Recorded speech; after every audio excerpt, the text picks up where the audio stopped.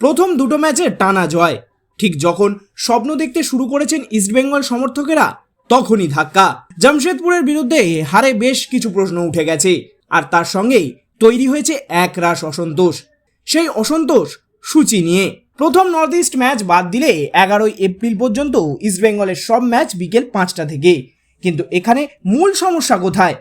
ম্যানেজমেন্টের বক্তব্য, এখন রমজান মাস চলছে, দলের বেশ কিছু ফুটবলার ধর্মীয় কারণে উপবাস রাখছেন।